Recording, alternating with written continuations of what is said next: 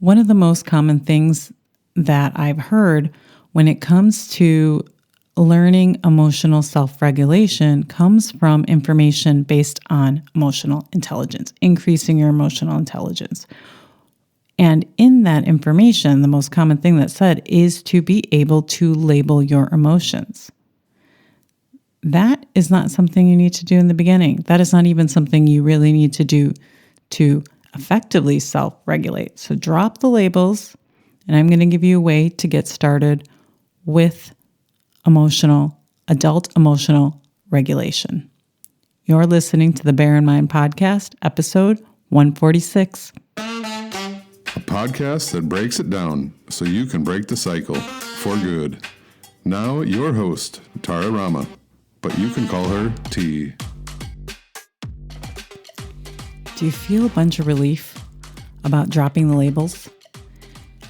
It is one of those things that I still work at, is understanding which emotions I'm actually experiencing. In the beginning, I had zero emotional regulation. And I'm talking only about like 5 years ago. So I'm a middle-aged adult. It wasn't until 5 years ago.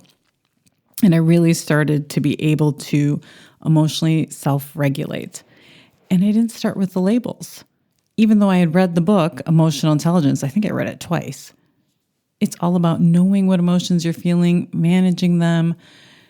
And it doesn't really work like that when we haven't been taught about our emotions. If we didn't have really examples of people who understood their emotions, we can't really jump into what emotions we're experiencing. And the way to do that is to just let go of saying I feel anxious versus nervousness versus apprehension, and even if that's what some stuff tells you to do, articles or books, I want you to let it go and ease into that relief of not labeling everything. The easiest way to really understand your emotions, and it's going to be simple, is to look at your actions. We usually have not regulated our emotions because we've taken an action that we later regret. So we have yelled and we regret that. We didn't want to take that action. We've overeaten something like a lot of chocolate, and I regret that later. We could even say something, maybe not yell, but say something to somebody that we didn't really want to say. We didn't mean to say it. Or we can overspend, buy a bunch of stuff online. And those are usually the first things that we're going to recognize. And that is really important. That is not something like, oh, well, if I was able to emotionally regulate, I wouldn't have yelled. It's so easy to go there. And even taking that celebration of recognizing those actions that you want to stop doing is already increasing your awareness. Your brain will start to up the awareness level. So the simplest place for your brain is to be able to see the actions that you are wanting to change. So when it comes to yelling, all you need to know about that is it came from some form of anger. There are different forms of anger out there. There's frustration, irritation, rage, all of those forms. And knowing that is enough to begin with. Even if you don't know it, like let's say you overeat, and maybe you overeat because of shame or some other emotion or guilt or something like that, you don't even need to know that. Knowing that it came from an emotion that led to an action you didn't want to take is the first step. So if you ate something you didn't want to, know that it came from some emotion. And that's where you start. That's the second thing. Start there where your awareness is. So if you eat something and you recognize that you're eating something, know that that action is coming from trying to avoid an emotion. Yelling is reacting to an emotion. Sometimes there are other things where we're trying to resist the emotion by doing some other things. And so that's why I say start with that action. When you can recognize the action that you don't want to be doing, start with whatever emotion that you're trying to avoid right there, because that action is replacing the action of feeling your emotions, which in essence is actually emotional regulation. I don't care for really long definitions.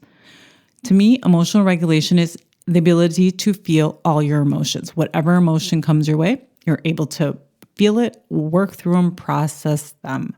That to me is emotional regulation. After you've processed it, you get to a place where you can look at your options on what action you want to take.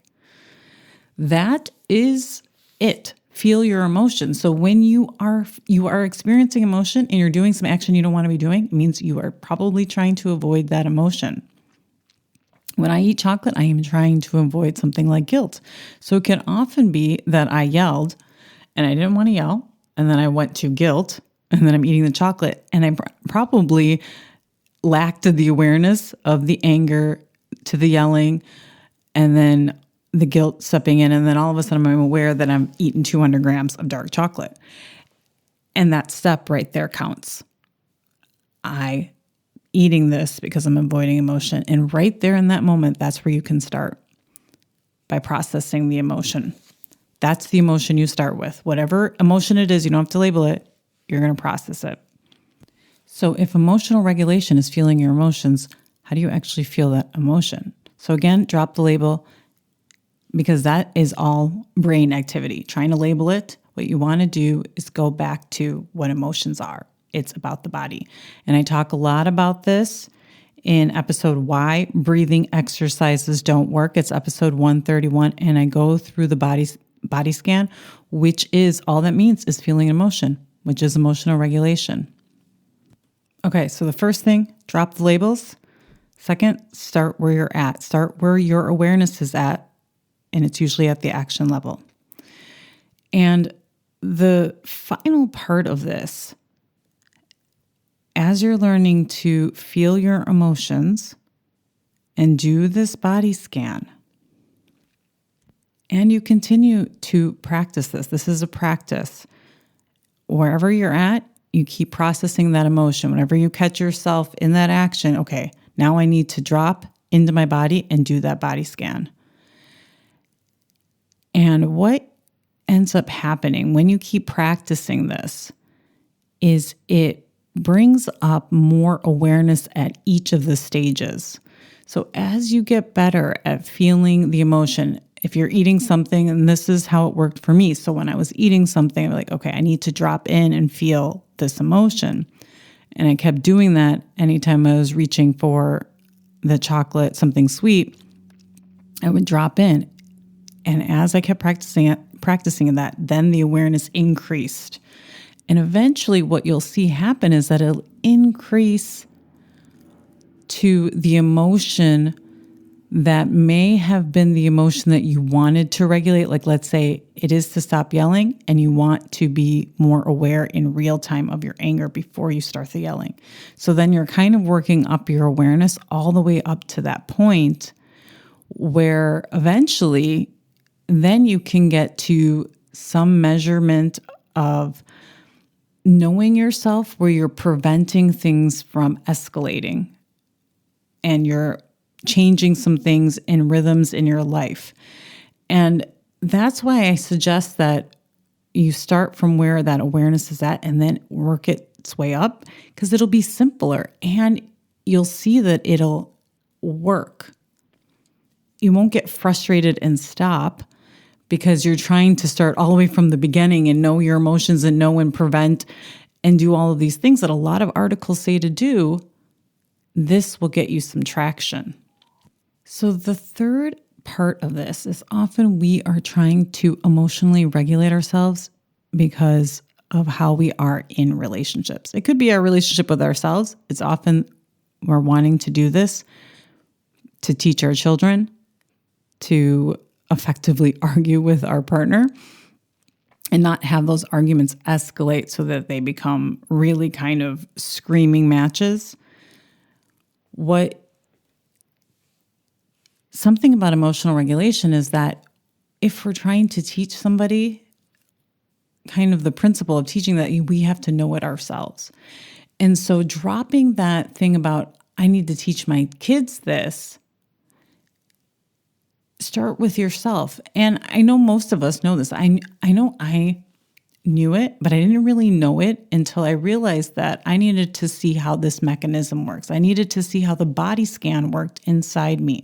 I needed to work my way up through the awareness ladder. I kind of call it going up this ladder and starting from where you're at and then moving up where the awareness increases, because it is kind of like stages. And there's always some level of growth and awareness that's increasing and increasing. And when you solely focus on regulating your own emotions, you don't really have to teach anybody else. I don't really have to teach my daughter much about emotions. She can see what I'm doing. She can see how I respond to people, to other parents, to my partner. And she can see that there's other options in responding when you feel frustrated, when you feel sad, when you feel guilty. They may not have the language of emotions. Your partner may not have, the other adults in your life may not have that language. It'll impact that environment when you emotionally regulate yourself. So you don't need to teach your partner, your children, hey, we need to take breaths. You don't even need to say that. If you yourself do that body scan and you then come to a place where you can respond and know what options and choices you have in that response you want to take, that is all that's needed. There's very little guidance that's needed when it comes to other people and teaching them about emotional regulation. And that kind of takes the pressure off. The labels, start where you're at, start with yourself, and don't worry about the guidance and the teaching. That's all I have for you this week. I'll check back with you next. Thanks for listening. Listen for a new episode next Tuesday by subscribing on your favorite podcast platform. Bye for now.